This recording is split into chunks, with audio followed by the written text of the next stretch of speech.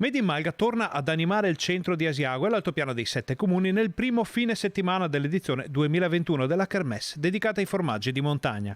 La conca asiaghese è stata presa letteralmente d'assalto da migliaia di visitatori che hanno potuto approfondire la conoscenza con il patrimonio caseario d'alpeggio nazionale e veneto in tutta sicurezza. L'inaugurazione di Made in Malga è stata anche l'occasione per lanciare la candidatura delle malghe dell'altopiano a patrimonio UNESCO. Dal palco centrale di Piazza Carli durante l'inaugurazione abbiamo candidato le malghe a patrimonio dell'UNESCO, quindi attorno alla manifestazione si sviluppano moltissime opportunità di comunicazione e di valorizzazione di un territorio che ha da esprimersi e ha da valorizzare tutta la sua biodiversità.